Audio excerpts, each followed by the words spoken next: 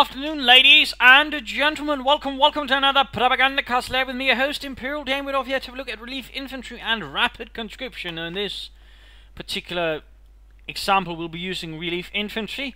Though overall, most of what I'm saying here is going to be largely applicable to Rapid Conscription as well, with the exception of, for example, with Rapid Conscription, some units it does not apply to, and that's pretty much what they only doctrine has other units called in, that is Reserve Army. With the Irregulars, they are actually not affected by it, but otherwise, what we're going to see is pretty much fit there to point on. So anyways, moving on, Relief Infantry, Rapid Conscription, overall cheap abilities there, munitions-wise, that allow you to sort of absorb casualties and get replaced with something else during a battle. You get this little mark up here, the double plus there. And overall, there seems to be some confusion overall regarding this doctrine in actuality.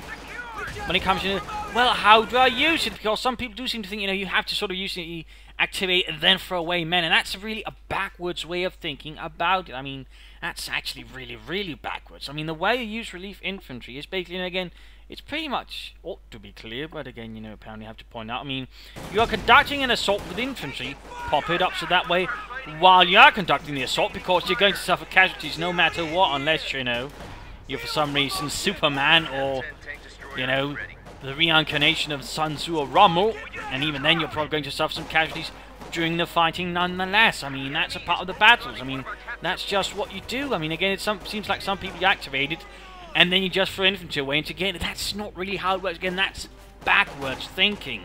Seriously backwards. Again, it's using, alright, I'm going to suffer casualties anyway, so I'm going to use Relief Infantry. That's the key. Also, I'm under attack, I'm going to suffer losses anyways. Activate Relief Infantry. It's basically a way to mitigate the losses you will suffer no matter what, and that way, get something back. So even then, when your opponent's sort of, hammering away at you, attritionally, you might get something out of it. You're getting some casualties, you're getting some casualties, but you're the one getting replacements, You have reserves, the other bastards won't. In that regard, you can quickly then, of course, feed in several units. With Relief Infantry, you can get 3 squads of them. With Rapid Conscription, it's 2, of course. With Rapid Conscription, you're getting 2 conscript squads, whereas, of course, with the Relief Infantry, you're getting Ostrom, which aren't exactly, conscript grade. So, of course, there are some distinctions there to keep in mind as well. But overall, and I repeat, don't think of it as, ability to throw away troops to get Ostrom. You're trying to think of its ability to use while you're under attack or attacking. You're going to suffer losses anyways. Activate the ability and then get something extra out of it. I mean, that's rather how it should be approached. And again, apparently I have to point out, but nonetheless, felt like it nonetheless merited pointing out. Also, the other thing here, of course, with the Relief Infantry variant, the Ostrom, of course, that are being called in afterwards, also get Relief Infantry on them, so that way, when it comes to Relief Infantry, it can very easily feed into it. So, there are some oddities currently with Relief Infantry and Rapid Conscription at the moment, which I do feel also warrant being pointed out a bit. When it comes to being killed by explosion, there's tank fire, grenades, mortars, mines, all the likes. It is a bit iffy. And doesn't always fully work, so you might suffer several losses to a tank, and for some reason, you're not getting anything back. So it's a bit tricky there. I'm not entirely sure it's a bug or intentional, but it's very much, at the moment at least, bears pointing out. But again, no rule. I mean, it's really cheap for yours. Or the Wehrmacht, it is cheaper though, 90 munitions. I think the Soviet variant is about 120 munitions, but overall, again, getting extra troops that way, suffering casualties you're going to suffer nonetheless. I mean, that's not exactly half bad. So there's a little something there to keep in mind, and overall, that way, you can sort of quickly fill up your army while retaining, if you're good enough, your own troops. That way, slowly but surely building up a larger mass of infantry, and even then, say, if we're losing some squads, it's not going to kill you. Also, of course, another thing to keep in mind, again, there's another misconception here, which is, of course, you have to lose an entire squad. You don't. Again, you don't have to lose an entire squad. You just have to, for example, with Relief Infantry, you suffer 4 casualties. It doesn't matter where those 4 come from. I mean, it could be 2 Ostrom, 1 Pioneer, and a guy named Dieter from Baden-Baden manning the MG-42 who took a shot while scratching his ass. I mean, again, it's not an entire unit, it's just 4 casualties. Similar to the Russians, it's just 6 casualties from no matter who, as long as it's infantry, and again, it's the ones that are applicable. But you can keep that in mind. Again, you will overall get a better understanding of the infantry and the power it possesses. Because it does allow you a lot of infantry if used properly. It does allow you something to sort of absorb the casualties, cause a great amount of attrition towards your opponent.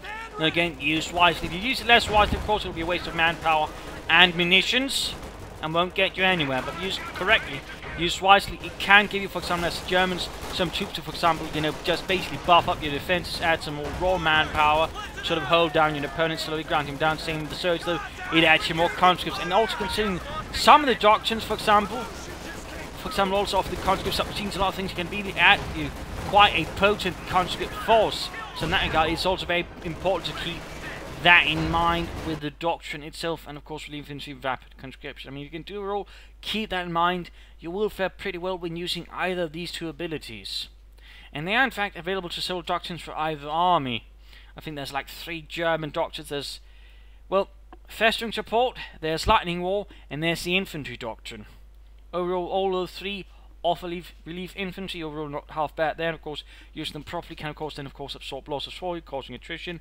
Hopefully, for the Russians, it's reserve army, it's NKVD, and it's conscript support.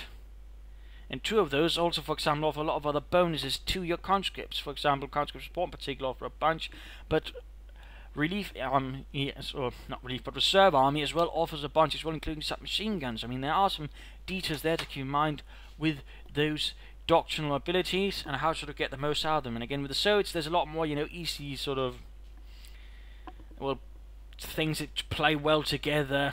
What's the word I'm looking for? I can't bloody well remember it, but I'll sure remember it once I'm done with this Propagandacast Lehr. Of course, with the Wehrmacht, there's not really much that works for the Osttruppen as such. I mean, you get, for example, if you go infantry, of course, you got the officer, he can work well with it. And that's about it. Maybe with Lightning War you got the, you know, tactical movement, but again, that's about it. There's no real upgrade or anything beyond that really working with the Osttruppen. But again, use it correctly, using either when you're attacking, going, well, you know, I am going to suffer casualties because I'm expecting my battles to go realistically and not cartoonishly well, where I'm some kind of super general and where my opponent is a complete klutz.